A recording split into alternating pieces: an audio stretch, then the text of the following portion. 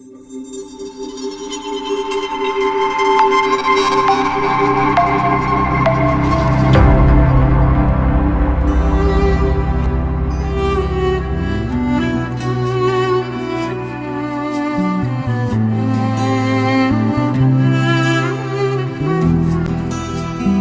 banyak banget manfaat dari baca buku. Nah, dalam video ini saya akan mengulas pada Anda 7 alasan kenapa kamu harus membaca buku. Insya Allah selesai dari nonton ini meningkatkan keinginan Anda untuk membaca buku. Suka baca buku nggak? Nah, mumpung ya saat ini lagi banyak waktu yang harus dihabiskan di rumah, tidak ada salahnya Anda mulai menambah lagi buku-buku yang Anda baca. Oke, saksikan terus. Manfaat pertama dari membaca buku adalah tentu saja akan menambah wawasan Anda, menambah pengetahuan, dan biasanya orang yang rajin membaca buku itu wawasannya pun lebih luas. Ya. Apalagi kalau buku yang dibaca itu semakin bervariasi. Contoh, misalnya buku psikologi dipelajari, buku tentang pengembangan diri dipelajari, buku tentang motivasi diri dipelajari, buku tentang, menambah untuk buku-buku lainnya pun itu dipelajari. Seperti misalnya tentang bagaimana cara mengajar secara daring, secara online, ya. Buku tentang bagaimana kisah orang-orang sukses itu bisa berhasil dan sebagainya, itu menambah wawasan Anda. Kemudian dengan baca buku akan meningkatkan daya ingat dan konsentrasi Anda. Ya. Udah cukup banyak penelitian yang membahas tentang ini. Jadi otak itu mirip dengan tubuh. Semakin dilatih, semakin bugar, ya, semakin kuat. Begitu juga dengan otak Anda. Otak itu bersifat plasticity. Plasticity itu dia bisa berubah, ya, sesuai dengan apa yang kita latih dan apa yang kita kembangkan. Begitu juga otak bisa mereduksi, bisa jadi pasif, ya, ketika otak itu tidak dipakai. Nah, semakin Anda rajin baca buku, semakin Anda banyak buku yang Anda baca, maka di saraf-saraf di otak, ya, neuron-neuronnya itu akan semakin banyak yang terjalin, dan situ memungkinkan Anda untuk semakin tinggi daya ingatnya dan juga konsentrasinya. Berikutnya yang ketiga adalah manfaat dari baca buku adalah meningkatkan jumlah kosakata Anda. Semakin Anda banyak baca buku, semakin menemukan kosakata baru, ya. Ada bahasa-bahasa baru, ada istilah-istilah baru. Nah, itu bisa menambah perbendaharaan vocabulary Anda, ya gitu.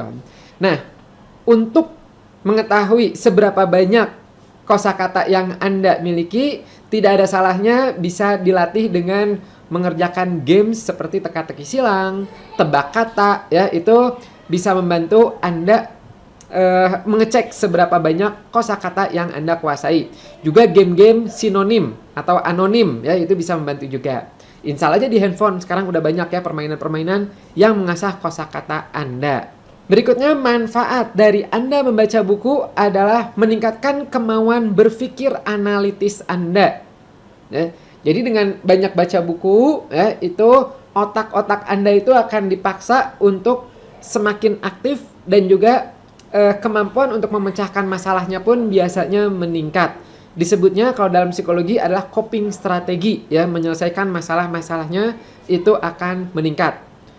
Detektif-detektif itu biasanya rajin baca buku, ya. Kemudian orang-orang sukses, ya, itu hampir semuanya itu membaca buku. Bill Gates, Steve Jobs dan sebagainya itu baca buku. Buku tuh udah jadi makanan sehari-hari mereka.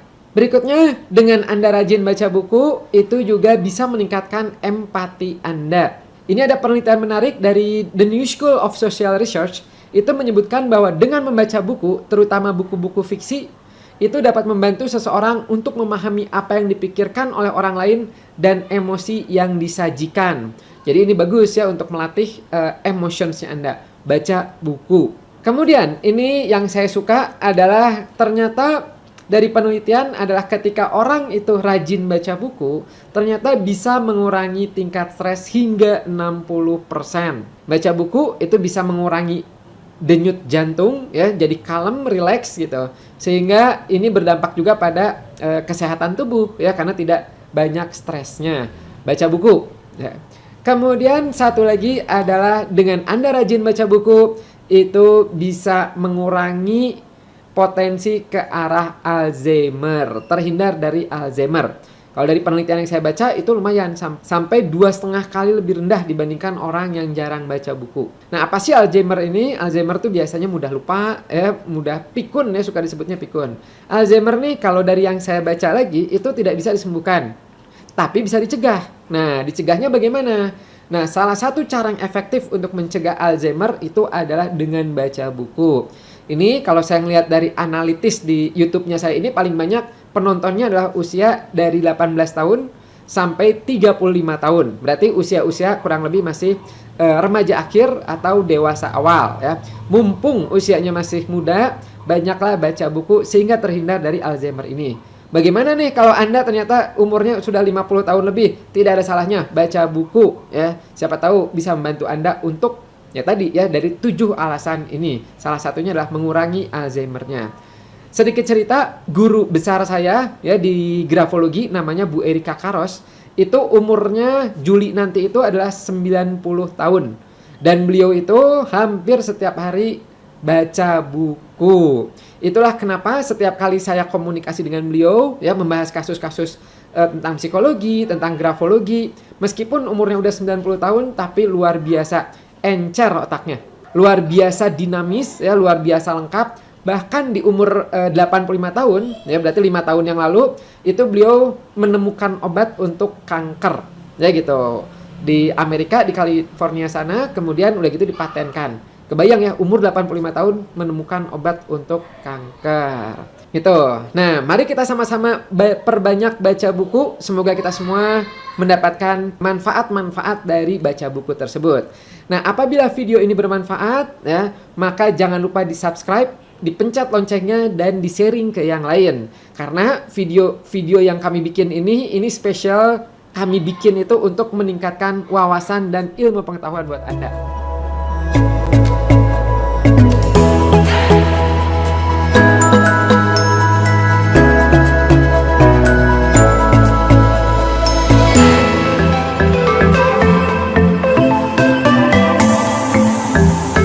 Sebenarnya dari Nord bayi aku udah mulai baca-bacain buku buat Nord, tapi yang emang udah sangat teratur bacain bukunya sejak Nord umur 7 bulan. Aku udah nyekolahin Nord seminggu sekali dan mulai dari situ aku mempelajari teknik yang diajarin di sekolahnya, terus aku praktekin di rumah setiap hari kan Nord. Dan dari situ aku ngelihat Nord tertarik banget sama buku sampai setelah dia udah bisa ngomong, dia suka baru bangun tidur langsung, "Mama baca," minta dibacain buku.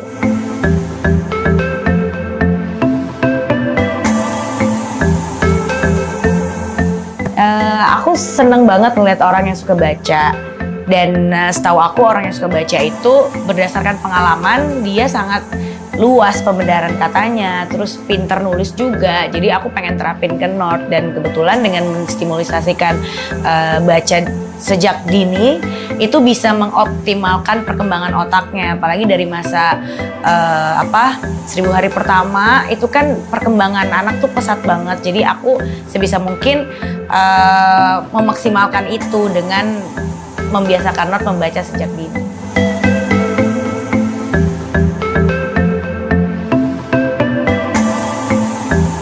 Awalnya aku mulai dari buku cerita yang masih bayi tuh, yang rada bukunya yang bisa dipegang terus dia bunyi-bunyi kresek-kresek gitu. Nah dari situ kan ada tulisannya dikit-dikit, jadi aku mulai bacain dan aku ngelihat matanya fokus ke buku itu. Terus makin lama makin naik lagi kayak buku cerita yang nggak bisa disobek. Terus begitu udah sekolah mulai ke flashcard, jadi aku kasih tahu ini eyes, ini nose, sambil aku peragain juga eyes itu yang mana, nose itu yang mana gitu. Dan sampai akhirnya di 8 bulan Nord udah bisa menjawab ketika aku tanya eyes mana, nose mana gitu. Aku bacain satu-satu terus dia bisa point to the word yang aku tanyain gitu. Dan itu aku ngerasa wow, ternyata baby emang sejenius itu gitu. Kalau misalnya kita bisa praktekin tiap hari dan kita sebagai mama nggak males untuk memberikan itu ke anak sedikit demi sedikit, pasti anaknya juga nyerap sih.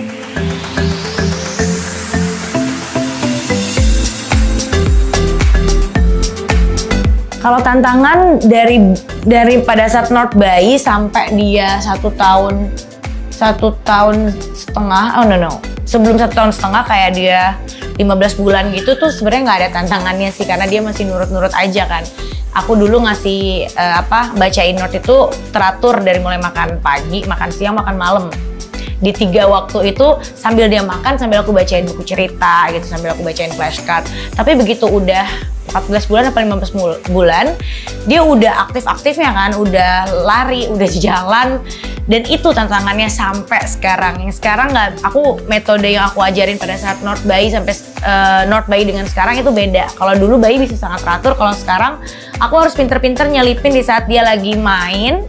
Aku mulai coba sekalian bacain gitu, bikin suasananya kayak sambil ikutan dia lagi main apa, dia lagi main Cars, aku ikutan dia main Cars sambil aku selipin beberapa kata gitu. Aku sambil nyari buku yang menarik gambarnya, yang dia suka, berhubungan dengan barang yang dia suka. Kayak sekarang dia lagi suka fire truck, aku cari buku fire truck biar dia tertarik untuk baca. Dan alhamdulillah sekarang kalau ngelihat di jalanan atau dimanapun yang ada tulisan, dia mau mencoba untuk baca. Bahkan ada beberapa yang dia udah bisa baca yang kalimat gitu. Jadi ya seneng banget sih. Emang usaha, kalau kita usaha pasti ada hasilnya.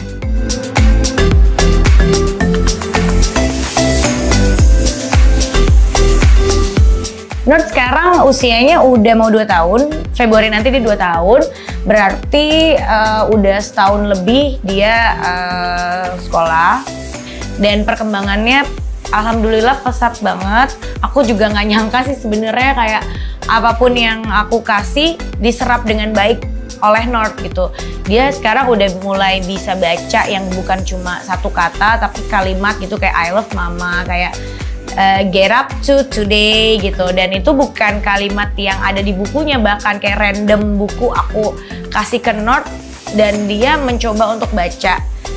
Hurufnya juga dia eja, terus kayak numbers dia juga udah bisa sampai 30 numbers. Dan ya itu tadi sih ada di masa umur North yang hampir 2 tahun ini ada kelebihan dan ada kekurangannya. Kelebihan dari sisi membaca dan lain-lain itu perkembangannya oke banget, tapi kekurangannya di sini aku ditantang untuk sabar menghadapi emosi North yang lagi dia emosinya lagi ngelonjak banget. Karena mungkin di masa umur 2 tahun ini dia udah mengenal yang namanya emosi. Jadi hal apapun yang gak sesuai dengan yang dia inginkan, dia marah, guling-guling, bahkan nangis, teriak-teriak tapi nggak keluar air mata. Jadi mama harus sabar dan harus kuat gitu. Jangan sampai terpancing emosi juga sampai akhirnya ya mamanya ikut tantrum juga. Jadi ya itu pembelajaran juga sih. Aku sekarang juga lagi belajar untuk kontrol emosi aku juga. Jangan sampai kepancing dengan North.